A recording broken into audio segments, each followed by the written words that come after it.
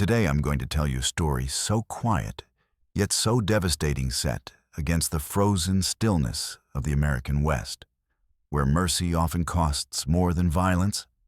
It's a land shaped by wind debt and hard choices, where survival leaves little room for compassion and where fate has a way of crossing paths at the worst possible moment. It all began with one man noticing something most others would have ridden past, a small moment that would end up changing an entire life and an entire legacy. Before we kick off this adventure, don't forget to hit like on the video and let us know in the comments where you're watching from. The winter dawn of 1883 cut like a blade across the Texas frontier. Frost clung to the grass and fence rails as Rook Madden, a hard-lined 52-year-old cowboy, rode the outer edge of his small homestead. The sun was only just climbing over the horizon, spilling dull gold across the frozen flats, when something wrong caught his eye. A dark shape lying still near the collapsed barn on the neighboring spread. At first glance, Rook figured it was nothing more than a downed post or scrap left behind by the last owner. But as he nudged his mare closer, instinct tightened in his chest. The shape had lines no dead timber ever carried. It was a horse sprawled in the frozen muck, not moving. Rook swung down before he reached it. The sight hit him hard. Ribs jutted sharp beneath a dull, tangled coat. Old open sores streaked the animal's hide.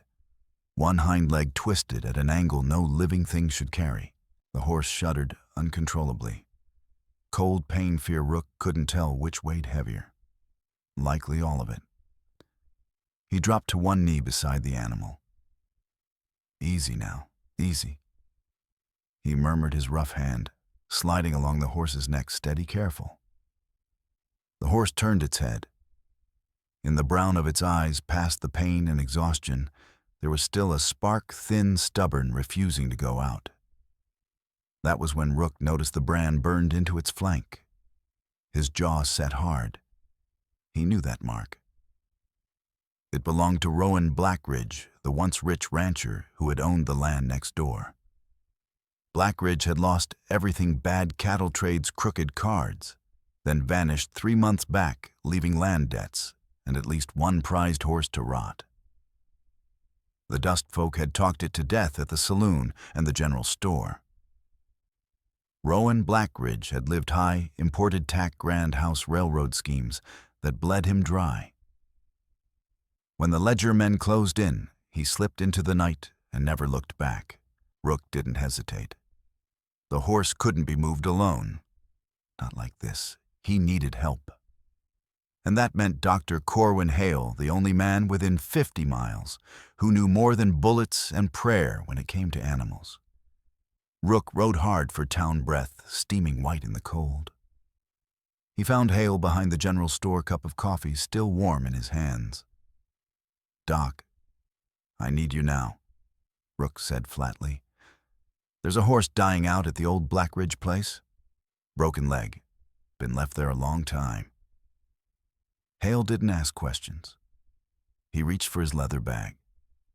"I'll hitch the wagon. If he's breathing, we move him."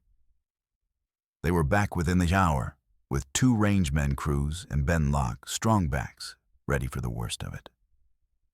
Hale worked in silence, hands firm as he checked the leg, the pulse, the eyes, the teeth. When he finally straightened, wiping his hands on a cloth, his face said everything.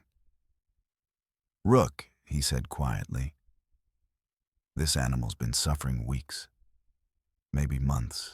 The leg shattered and never set. Starved, dehydrated, infected." He paused. "Even if we try, and that's a long shot, it'll cost you. Time, money, pain, and he may never walk right again." Hale laid a hand on Rook's shoulder. The merciful thing would be to end it here. One clean shot. Rook looked down at the horse. Beneath the damage, he could still see it, the build, the proud head, the intelligence. In another life, this animal would have been worth a small fortune. But value wasn't what held him. He'd been broken once himself back east during the war. Shiloh, Antietam. Men had said he'd never come back whole, that the war took too much. Eliza Madden hadn't believed them. She'd stood by him through the nights and the bottle and the long road back. "No, Rook," said, voice low and settled. "We save him." Hale let out a slow breath, then nodded. "Then you best know what you're choosing. Supplies from back east, special gear. It'll run high. And there are no guarantees." "I know," Rook said. "Let's start." That frozen morning marked the beginning of a long, grinding year. Under Hale's direction, with Cruz and Ben's help, they built a rough travois from poles and canvas, dragging the horse toward Rook's ranch inch by careful inch, hoping against all reason that stubborn mercy might still be enough. Dr. Corwin Hale had no luxury of ether or modern relief. He set the shattered bones with nothing but whiskey raw strength and leather straps for the horse to clamp between its teeth. Rook Madden cradled the animal's head in his lap for 3 endless hours while Hale worked. He murmured low, steady words, fingers brushing the horse's sweat-soaked face, tears cutting through the dust on his own weathered cheeks as the animal screamed and trembled through the pain. Rook turned his best barn into a healing stall. Fresh straw was laid every morning. A sling of rope and pulleys was rigged by hand to hold the horse's weight while the leg mended. Wooden planks and leather became splints, replaced again and again under Hale's instructions. Long before sunrise, 4 o'clock without fail, Rook was there checking bindings, washing wounds with carbolic acid. Hale had ordered from Dallas, pressing poultices of clay and crushed herbs to draw the infection out. At first, the horse took only water and thin mash from Rook's hands. Slowly, oats followed, then hay, as strength crept back. The cost rose fast. Eastern medicines, laudanum for pain disinfectants, mercury salves Hale's visits daily, at first then weekly. Lumber and rope for the sling. Lost hours from the rangemen who helped instead of tending cattle. Eliza Madden kept the ranch ledger. Night after night, she watched the numbers shrink. They'd saved for years more land, maybe another hired hand. Now the margins were bleeding away. One evening at their plain wooden table, she said quietly, "We've passed $300, Rook." Her voice held no blame, only fear. "That's more than a good year brings in," she added. "It's our safety gone." The frontier was unforgiving. One bad winter, one sickness in the herd, and a family could lose everything. Savings were the only shield against ruin. Rook reached across the table and took her worn hand. "I know it looks foolish," he said. "I've asked myself 100 times if I've lost my mind." He paused. "But when I see him fighting, hurting with every breath, and still not giving up, I can't walk away. He deserves a chance." Eliza studied his face. The resolve was there, but so was something else purpose. Since the war, a shadow had lived behind Rook's eyes. Working for this animal, fighting beside it, seemed to be pulling him back from that darkness. She squeezed his hand and smiled faintly. "Then we'll manage. We always do." The seasons shifted. Winter slid into a wet, punishing spring. The horse Rook now called him Gravewind, because only a miracle could keep him alive, began to improve. Wounds sealed, weight returned. Black sheen crept back into his coat. The leg, though, remained wrong. The bones had healed crooked. Hale had done all he could with frontier tools. This wasn't New York medicine, just grit and judgment. 6 months in Hale allowed the sling to be lowered, little by little letting Gravewind test his weight. It was a fragile balance. Too much strain could shatter the leg again. Too little would waste the muscle beyond saving. Rook spent hours each day adjusting ropes, coaxing the horse to stand, kneading stiff muscle walking at his side through hesitant steps. Man and horse moved together in silence, progress measured in inches. There were setbacks. An old wound flared, forcing Hale to reopen and drain it. A fever burned so hot, Rook stayed 3 days and nights in the barn, cooling the horse with damp cloths, forcing water past clenched jaws. More than once, Rook thought it was over, that all the money, labor, and hope had been spent for nothing. But Gravewind kept fighting. 14 months after the rescue, on a sharp October morning in 1884, Rook stepped into the barn at dawn and froze. Gravewind stood alone. No sling, all 4 legs holding him upright. The horse turned, fixing Rook with those same brown eyes that had first stopped him cold. Only now they were clear. Alive. Rook Madden, hardened cowboy survivor of war, and frontier, broke where he stood. His shoulders shook as he crossed the barn and pressed his hand to the horse's face. "You did it," he whispered. "You stubborn son of a gun. You did it. You beautiful, stubborn creature. You made it." By the spring of 1885, Gravewind was moving on his own, his stride steady though, forever uneven. The limp would never leave him. He would never work cattle, never break into a full run, never carry a rider for miles across open land. That part of his life was gone. But he lived. The other wore a tailored suit and carried a leather document case. A lawyer, Rook thought. "Are you Rook Madden?" the woman asked, her voice measured, refined, carrying the sound of the East. "Yes, ma'am," Rook replied. "I am." She slipped off her gloves with care. "My name is Vera Blackridge. Rowan Blackridge was my son." The words hit hard. Rook had heard the story that half a year earlier, Rowan Blackridge found dead in a New Orleans gambling house, shot over cards. Some called it murder. Others said he'd pushed the wrong man on purpose, unable to live with the weight of his failures. "I'm sorry for your loss," Rook said, removing his hat. Vera nodded once. "Thank you. But I didn't come to speak of that." She looked at him steadily. "I came because of what you did." She followed his gaze to the pasture where Gravewind grazed in the afternoon sun. "I learned after much effort about the horse you saved. Night Cinder. He was my late husband's favorite, the pride of his breeding line." "May I see him?" she asked softly. "Of course," Rook said. He led her across the yard. The suited man called her vain. He realized, falling in step behind them. As they neared the fence, Gravewind lifted his head.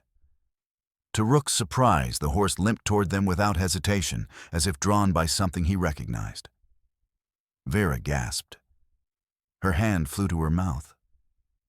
When Gravewind reached the fence, she reached out slowly, almost afraid, and touched his muzzle. The horse leaned into her palm. "Oh, Night Cinder," she whispered, her voice breaking. "What they let happen to you." She stood there for a long while, stroking his face, as tears slid freely down her cheeks, unconcerned with dust on her fine sleeves. At last, she drew a breath and dabbed her eyes. "When my son abandoned this ranch, I was in Virginia caring for my sister. I knew he was in trouble, but not how far he'd fallen." She paused. "When I learned the truth, I tried to recover his horses. Most were sold off by the ledger men, scattered beyond reach." She looked back at Rook. "Then I heard a story passed from ranch to ranch about a cowboy who found one of the Blackridge horses near death and spent everything he had to save it. I hired men to find you," she said plainly. "Through Dr. Corwin Hale, I learned what it cost you. The care, the supplies, your time. I want to set it right." Calder Vane stepped forward, opening his case. Papers and a leather-bound checkbook came into view. "My husband, Edmund Blackridge, built his breeding operation from nothing," Vera continued. "Night Cinder was one of the last horses he bred himself. My son inherited all of it and destroyed it. She accepted a document from Vane and held it out. This is a draft from the First National Bank of Virginia. $5,000. Reimbursement for your expenses and compensation for your devotion. Rook stared. $5,000 was a fortune more than most men earned in decades. I couldn't, he said hoarsely. That's too much. It isn't, Vera replied, firm now. And it isn't all? Calder Vane cleared his throat. Despite his injury, Night Cinder remains capable of siring foals. Mrs. Blackridge has retained control of her husband's breeding operation. There are several mares suited to his bloodline. He handed Rook another document. This is a breeding contract, Calder Vane said, tapping the page. The Blackridge stables will pay $200 for every successful foal sired by Night Cinder. We expect 6 to 10 breedings a year for several years to come. Rook Madden's hands shook as he read. Even 3 or 4 foals a year would bring more money than his ranch had ever seen. He was still trying to find words when Vera Blackridge spoke again. And that isn't all. She nodded once. Vane reached back into the case and drew out a final document, thick, formal, sealed with red wax. This, he said, is the deed to the former Blackridge property. 200 acres adjoining your homestead. Buildings, water rights, everything. Vera's voice was steady. I purchased it from the bank after they seized it for my son's debts. It's yours now, free and clear. The ground seemed to tilt beneath Rook's boots. This didn't happen. Not to men like him. Not for doing what felt right. Why, he asked quietly. Why all of this? Vera stepped closer. Society and money meant nothing in that moment. She met him eye to eye. Because you saw worth where others saw only burden, she said. You saw life where everyone else saw something already lost. Her voice gathered strength.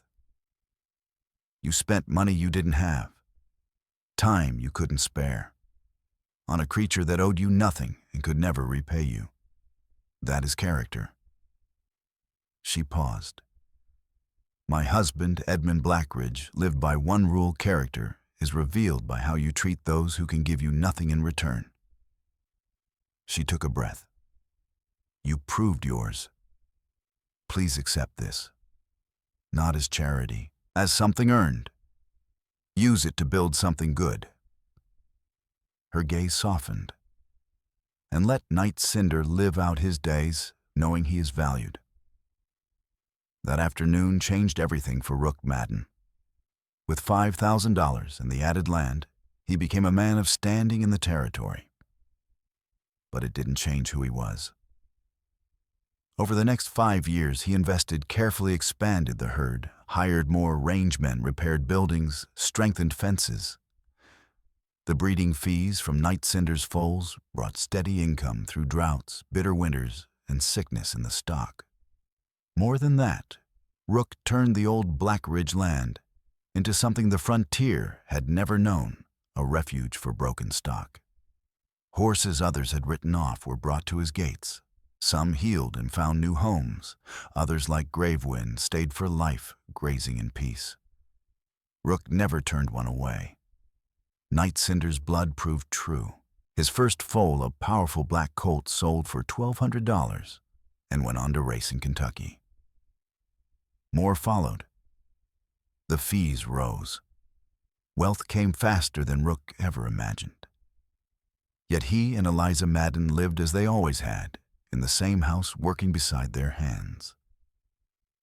Money went back into the sanctuary, into helping neighbors when times went bad. Dr. Corwin Hale became a regular presence, tending the rescued horses and shaking his head in quiet wonder at what had grown there. Vera Blackridge visited twice a year, traveling all the way from Virginia, always with sugar cubes in her pocket for Night Cinder. She stayed for days, treating Rook and Eliza like family. 7 years after that first winter morning on a warm spring day in 1890, Rook stood at the fence watching Gravewind. 14 years old now, gray, touching his muzzle eyes still bright. He grazed among a dozen rescued horses, calm and unafraid. He'd sired more than 30 foals by then, strong animals carrying a legacy forward. Eliza stepped beside Rook, slipped her arm through his. "Do you ever think about that first day?" she asked. Rook smiled. One choice, he said. One moment of not walking away, and it changed everything. "You changed it," Eliza said gently. "You could have chosen the easy path." "I just did what felt right," he answered. "That's why it mattered," she said. "You didn't do it for reward." As if hearing them, Gravewind lifted his head and gave a soft whicker. Rook could have sworn the old horse was smiling. That night, as the sun burned the Texas sky in red and gold, Rook thought about the road that had led him here. The broken horse had given him more than land or money. Gravewind had given him purpose, and the reminder that compassion, even when it costs everything, is never wasted. The numbers in Rook Madden's bank ledger were beyond anything he'd ever imagined, enough to change a man's standing for good. By any measure, he was now among the most prosperous ranchers in the territory. Yet money was never what defined his success. The real wealth grazed quietly across his land, dozens of horses, healthy, calm, alive. It lived in the families he'd helped through lean seasons, in the sense of belonging that grew among the dust folk, built on one simple belief: everyone and every creature deserved a second chance. And each morning, when Rook stepped into the pasture and Gravewind limped toward him, pressing his head against Rook's shoulder the way he always had, and the truth returned to him, clear as daylight. The greatest fortunes couldn't be counted in dollars. They were measured in trust rebuilt, in dignity restored, in the light returning to eyes that had once gone dull with despair. That was the real treasure, and it outweighed all the gold ever pulled from California soil. Years passed. Long after Rook and Eliza Madden were gone, the ranch endured under new hands. The land changed, the world moved on, but the legacy held. The Madden Sanctuary became known across the West as a place where broken stock found peace, where the discarded were given worth again, where compassion proved stronger than hard practicality. And at the heart of it all, carried forward in quiet stories and campfire songs, remained the tale of one cowboy. A man who saw value where others saw loss, who chose to stay when walking away would have been easier, who proved once and for all that the greatest fortunes are not born of gold strikes or cattle empires, but from a single act of mercy given freely on a cold winter morning.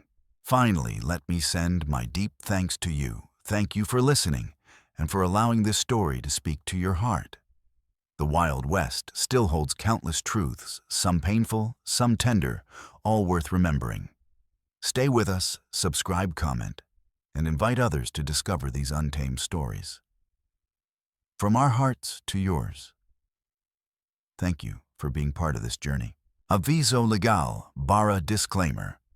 Each story shared here is produced for storytelling enjoyment. Certain scenes may include fictional or dramatized elements inspired by historical circumstances. Although AI tools assist us in visuals narration and script development, the emotional tone, editing, and quality control are conducted by people to ensure meaningful experiences. We fully uphold YouTube's policies, using no deceptive recreations or impersonations of real individuals. All creative resources are properly licensed. Unauthorized copying, re-uploading, or remixing is not permitted. Thank you for supporting the effort behind every episode we create.